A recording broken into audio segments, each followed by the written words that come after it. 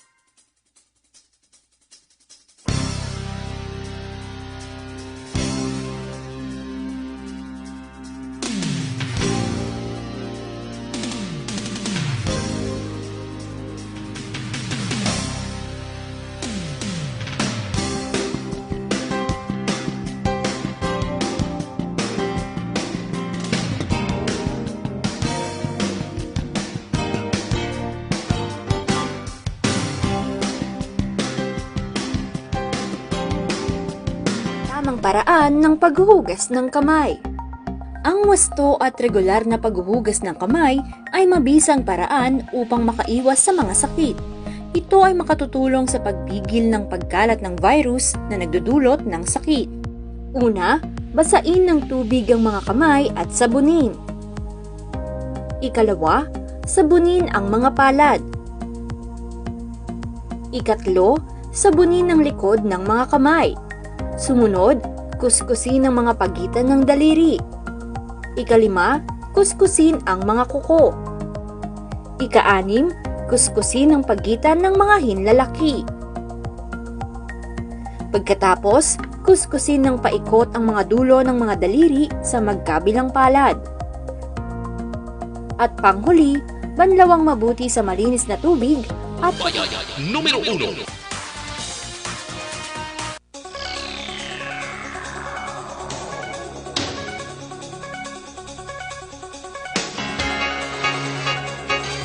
Aksyon Radio Philippines Standard Time, lasay 5. Detalye na sa aton nagapanguna nga mga balita lokal.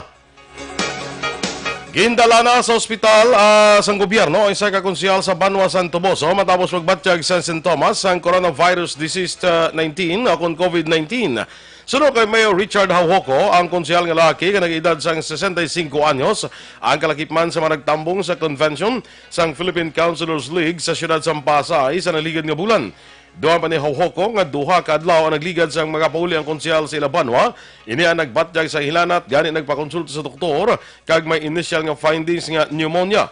Bangod sa balawon nga hilanat, gindala ang konsyal sa ospital agud nga makuhaan sang swab specimen karon nga adlaw. Nagalao mga alkalde nga mangin negatibo lamang sa COVID-19 ang resulta sang laboratory examination sa Department of Health Research Institute for Tropical Medicine. Ang 65 anyos man nga konsyal halin sa Negros Oriental, amo ang una nga elected official sa Pilipinas nga nagpositibo sa COVID-19 kag subong yara sa intensive care unit sa Silliman Medical Center sa siyudad sang Dumaguete. Ini siya isa man sa managtambong sa PCL Convention. Tuod na nga may ara sa public servant halin sa Toboso nga basin posible nga mga PUI.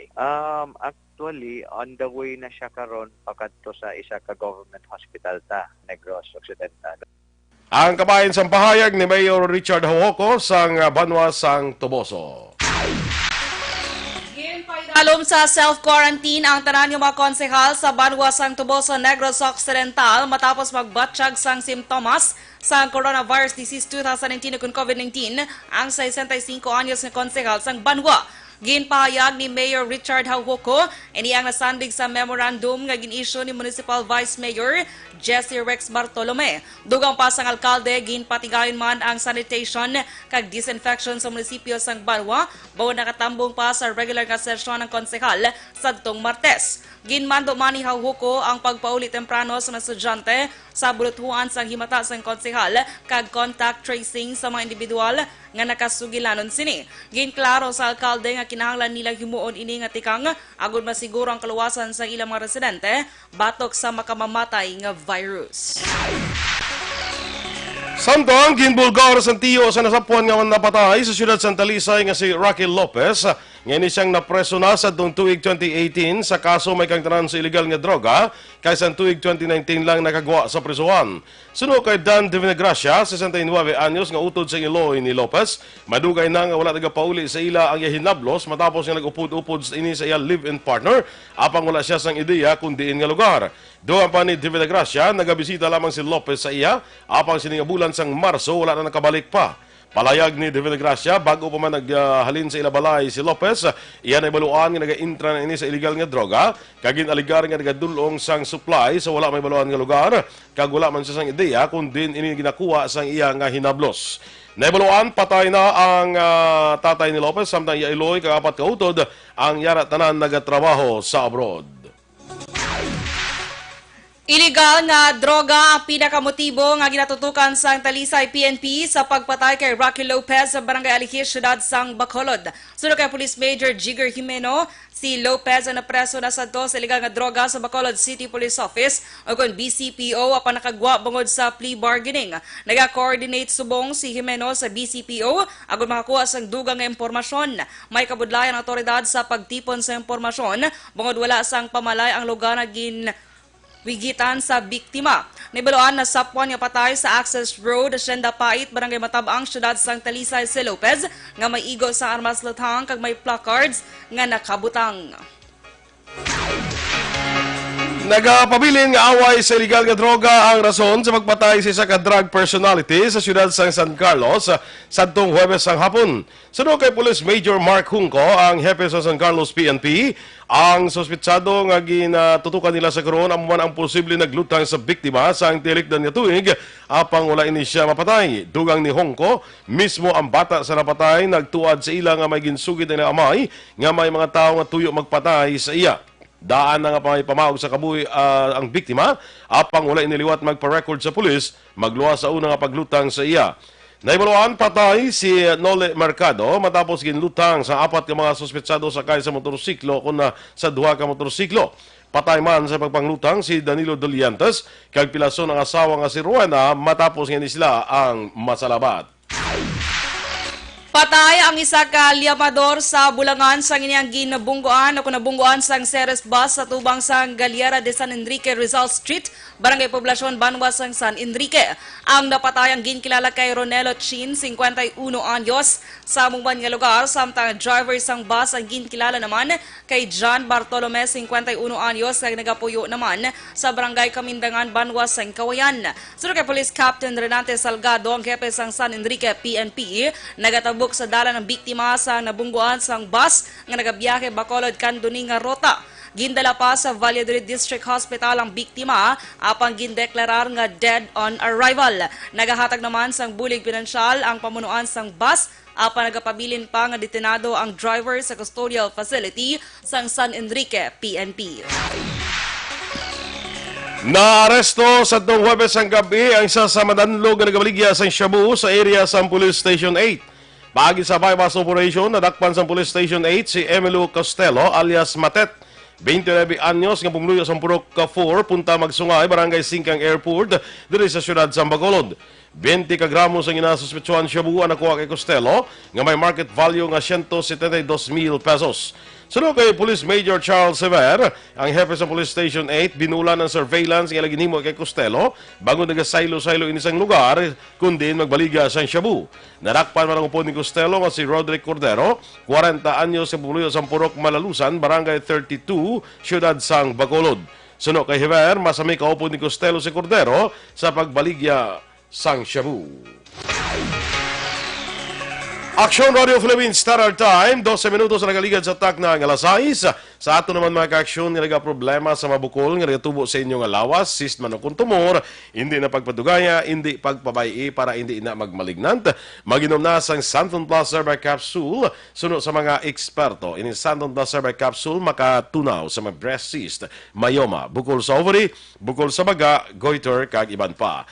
Ginabuligan pa sa Santon Plus Herbal Capsule ang inyong alawas para nga hindi matubuan sa mga bukol, cyst, kag iban pa nga mga balatian. Santon Plus Herbal Capsule, garantisado, may alibyo. Mamakal sa mabutika, tag 12 pesos lang. Bisitahin man ang Alternative Medicine and Wellness Center sa Medalan Hernay sa Tubalasang Gate sa Paglaom Sports Complex. Tabuk sinayara dira ang Alternative Medicine and Wellness Center. Pangita lang si Doc Ramel Uy para sa libre nga check-up. Kagining Santon Plus Herbal Capsule, pwede na ninyo mapadeliver sa inyong balay, ma-order online sa www.kalusuganyan.ph o magbisita lang sa Kalusuganyan Facebook page. Kaso sa COVID-19 sa Pilipinas nagdangat na sa 64. Samtang ginasaan sa community quarantine, gininyo ni Senador Apo nga ipatag sa publiko. SSS nagpain sang 1.2 bilyones pesos para sa mga posible madulaan trabaho bangod sang COVID-19. Ang mga balita nasyonal sa pagbalik sang Aksyon, Balitang Bayan, Numero 1.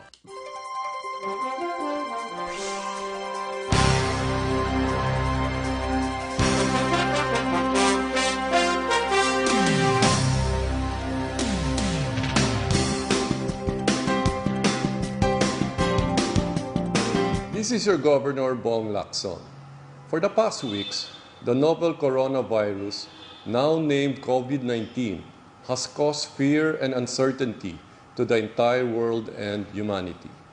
As of today, we have no positive case of COVID-19. In addressing this situation, the provincial government created the Provincial Novel Coronavirus Task Force to provide local health offices and hospitals with guidelines and protocols on COVID-19, disseminate information on COVID-19 status and prevention, activate the Barangay Health Emergency Response Team or BHERTS, composed of the Barangay Captain, Barangay Health Workers, and TANUDs, to identify and report persons under investigation as well as to strictly implement home quarantine for persons under monitoring. The BHERTS is our primary instrument in identifying people with recent travel history from abroad. Establish and activate isolation and quarantine rooms for PUIs for hospitals in Negros Occidental. Provide trainings for personnel to respond and transport persons under investigation. Reactivation of the Provincial Infectious Disease Action and Control Committee, or PIDAC, whose main function is to manage interagency collaboration and coordination on the prevention and control of infectious disease. To all the Negrenses, your health, safety, and well-being is the paramount concern of your provincial government. Please be assured that due diligence is being exercised to protect all of you from the dreaded COVID-19. Please continue practicing basic hygiene and preventive measures with constant hand washing, use of alcohol-based sanitizers, observance of cough etiquette, and the use of masks if you have cough and cold symptoms. Thank you, and let us continue to implore God's protection for everyone. Avance, Negrense.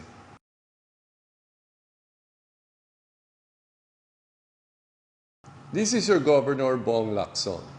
For the past weeks, the novel coronavirus, now named COVID-19, has caused fear and uncertainty to the entire world and humanity. As of today, we have no positive case of COVID-19.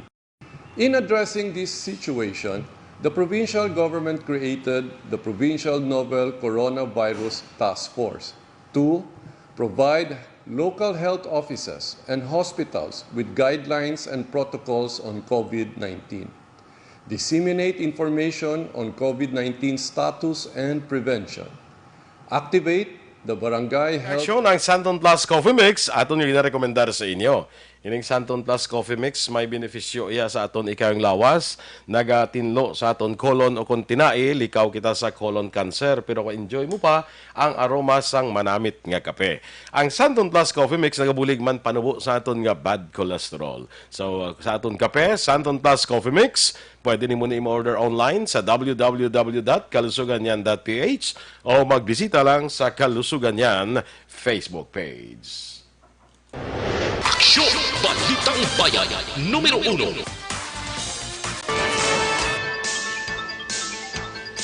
Aksyon Radio Philippines Standard Time, las 6:18, detalye na sang mga balita nasyonal. Nagdangat na sa 64 ang kanamuon sang kaso sa nagpositibo sa coronavirus disease sa Pilipinas base sa panibagong nga datos sa ipagwa sang Department of Health. Ginpahayag ni Health Secretary Francisco Duque III nga nagpatigaw ng DOH kag mga surveillance team sa papag-iangot sa tanan nga local nga unit sang gobyerno sa pagtipon sa mga impormasyon kag contact tracing activities sa mga bagong kaso. Nagapilar man ang tiglikom sa publiko nga magbulig sa ahensya para sa investigasyon kag ginahimo nga contact tracing activities. Duha pa ni Duque nga ginapakita sa pagtuon nga dako ang tsansa sa pag-ayo sang infected sa virus. Ginapakita man sa datos nga vulnerable sa masakit ang mga may edad o kung mga persona nga nag-average sa edad nga 66 anyos kag ang may mga balatian kaangay sang cardiovascular disease, diabetes, cancer, chronic lung disease kag immunosuppression. Nanawagan man si Duque sa tanan nga hindi magbakal kag mag-hoard sang sobra sa kinahanglanon partikular na sa mga produkto nga para sa hygiene kag sanitation. Ginanunsyo sang lokal nga gobyerno sang Batangas nga duha na ang kumpirmado nga kaso sa COVID-19. Sunod kay Health o City Health Officer Rosana Bayan, ang duha ka pasyente ang pareho nga yara sa isa ka medical facility sa Metro Manila. Dugang pa ni Bayan nga antes pa na record ang unang kaso sang COVID-19 sa siyudad sang Batangas, nagpatigay na sa mga precautionary kag preventive measures ang gobyerno agud malikawan ang paglaton kag paglapta sini sa pumuluyo. Nagtukod man sang Task Force COVID-19 agud maaksyonan ang problema. Padayon information education campaign sang lokal nga gobyerno angot sa sintomas ng masakit kag pamaagi kung paano ini malikawan. Suspendido man ang klase sa tanan nga level sa probinsya umpisa kahapon nga adlaw tubtob sa katapusan nga adlaw sa bulan sang Marso tungod sa paandam sang COVID-19. Ginaduso naman ni House Transportation Committee Chairman Edgar Sarmiento nga obligahon ang publiko nga magsuksok sang face mask o kung anuman nga panabon sa ilong kag bibig antes magsakay sa mga pampubliko nga transportasyon. Suno kay Sarmiento kung wala sang mabakal nga face mask, mahimo ang panyo o kung tela agud hindi ma-expose o kung makalaton ang virus. Duha pa ni Sarmiento kinahanglan doble ang paghalong nga dapat himuon, ilabi pa subong nga mayara na sang local transmission sang COVID-19. Nanawagan si Sarmiento sa public transport operators kalakip sa pamunuan sa Philippine National Railways, Light Rail Transit System kag Metro Rail Transit nga regular nga i-disinfect ang ilang mga train para malikawan ang paglapta pa sang masakit. Ginklaro ni House Senior Deputy Minority Leader kag Iloilo Representative Janet Garin nga hindi kinahanglan magpaidalom sa testing ang mga wala sang sintomas ng COVID-19. Sunod kay Garin, mauyang lamang ang limitado nga testing kit tungod magnegatibo man ang resulta sini. Patag ni Garin, makitan lamang sa testing ang antigen sang virus nga nagagwa lamang kung may positive symptoms ng isa ka pasyente. Kinahanglan nga symptomatic ang isa ka pasyente tungod diri lamang magagwa ang foreign substance ng virus. Dugang pa ni Garin nga bisan may virus na sa lawas ang isa ka pasyente pero wala sa may ginpakita nga sintomas ng COVID-19, magaresulta sang false negative ang test. Pahayag ini sang kongresista matapos niya mabaton ang tawag sa makaupod sa trabaho nga luyag magpaidalom sa voluntary testing matapos na expose sa mga tawo nga may COVID-19. Ginpasiguro naman ni Senate President Vicente Soto III nga magapadayon ang trabaho sa Senado sa piyak nga ipaidalo ang Metro Manila sa community quarantine. Apang ginpahig sa senador nga ipatuman nila ang skeletal schedule sa ilang mga empleyado kag istrikto sila nga magasunod sa mga precautionary measures para mapabilin nga COVID-19 free ang Senado. Ginmando ni Soto sa mga department heads, ngay pasiguro nga tayuyon ay la operasyon kag matapos ang intalan nga oras ang mga nakapending nga trabaho. Samtang ginatugyan na ni Soto sa mga kaupod niya nga senador ang pagpatuman sang dugang pang safety measures sa ilatag sa tagsa kaopisina. Panumdum lamang niya sa mga senador nga hindi lamang mag-set sa committee hearing tubtub wala pag ginabawi ang restriction sa Metro Manila. Sa karon naka-summer break ang Senado kay ini magalawig tubtub sa Mayo 4. Ginarekomendar naman ni Ako Bicol Party List Representative Alfredo Garbin nga mag-usar temporaryo sang teknolohiya para sa mga transaksyon agud malikawan ang epekto sa COVID-19 sa ekonomiya sang Pilipinas. Sunod kay Garbin, mag-electronic transactions, online payments, mobile apps kag cyberspace video communication sa mga trabaho kag iban pa nga mga transaksyon. Ang countermeasures nga ini magasiguro nga maproteksyonan ang peso purchasing power, GDP targets kag trabaho sang mga Filipino. Ginapaabot nga yara sa 1% epekto sa COVID-19 sa gross domestic products ang pungsod kag wala pa nalakip ang epekto sa natural calamities nga mag-igo kag posible maeksperiensyahan sang Pilipinas. Dugang pa ni Garbin maayo nga mag-usar sang teknolohiya agud malikawan ang person-to-person contact bilang paghalong man sa makalalaton nga balatian. Samtang kansilado ng tanan nga domestic flights ang Air Asia sa Ninoy Aquino International Airport. Sa advisory sang Air Asia bilang pagsunod sa travel restriction nga ipatuman sang gobyerno, kansilado ng tanan nila nga domestic flights halin kag pagadto sa NAIA halin sa Marso 15 tubtog Abril 14 tuig 2020. Ipatuman sang Air Asia para sa mga pasahero nila nga mapektuhan mo ang move flight o kun one-time flight change sa panibago nga travel date sa pareho nga rota sa sulod sang 90 kadlaw halin sa original nga flight date kag wala sang bayaran nga additional cost sa credit account. Ipabilin lamang ang kantidad ni bayad sa ticket sa Air Asia Big Loyalty Account para sa future travel kag full refund sa din ipangabay ini sa Air Asia. Hindi apektado ang international flights pakadto kag pagwa sa Metro Manila sa desisyon sa gobyerno nga ipaidalom ang lugar sa isa ka bulan nga community quarantine.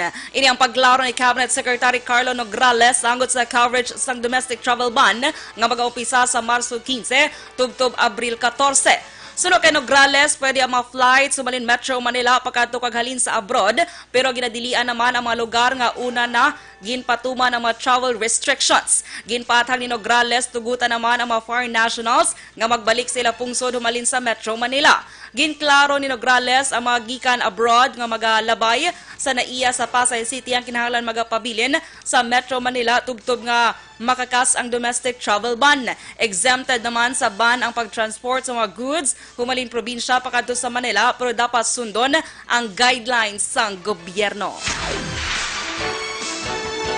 Ginapilar naman ni Senator Grace Poe nga dapat athagon sa Malacanang ang tanan nga matikang nga nakasaad sa resolusyon angot sa community quarantine. Sunod kay Poe, ginakilala sini ang pagtingwa sang gobyerno para nga mapungga na paglapta pa sang COVID-19 para malikawan ang public health crisis apang dapat kay patag ang mga ginanunsyo ni Presidente Rodrigo Duterte para malikawan ang pagsala sang tao kag mag-epektibo ang pagpatuman. Doon pa ni Poe nga kinahanglan nga masiguro nga hindi maapektuhan ang public utility services.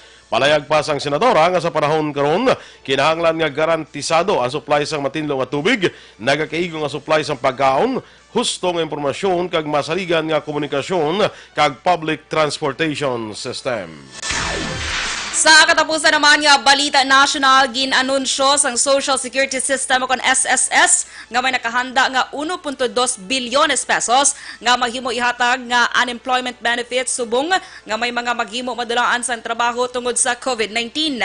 Sunod kay Finance Secretary Carlos Dominguez III, handa ang SSS nga magpagwa sang 660 milyones pesos kung naglambot na sa 60,000 ang madulaan sa trabaho kag kada miyembro magabaton sang 11,000 pesos. Apang kung may ipangabay sang miyembro ang maximum cash benefit, magalambot sa 20,000 pesos ang sarangay pagwa sang SSS. Sa pagbanta, magalawig ang sitwasyon tungod sa COVID-19, tubtob sa Hunyo sa diin, 30 tubtob sa 60,000 katrabahante ang madulaan sa trabaho, tuga sa mga tika nga ginahimo sang kompanya para mabuhinan ang ila pagkapierde.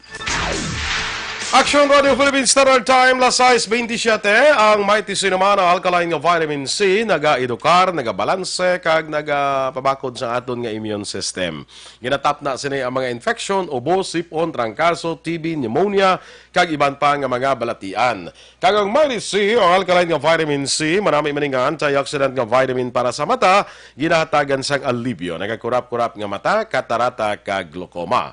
Para sa mas epektibo nga kombinasyon, maginom kita sang Mighty C kag Santon Plus herbal capsule nga pwede ninyo ma-order online sa www.kalusuganyan.ph o sa Kalusuganyan Facebook page.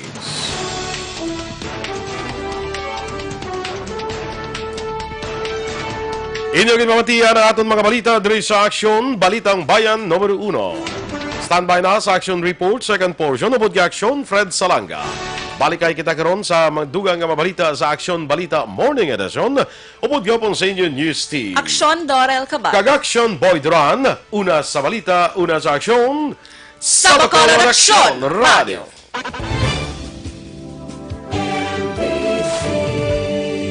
Manila Broadcasting Company. Sa balita. Komentaryo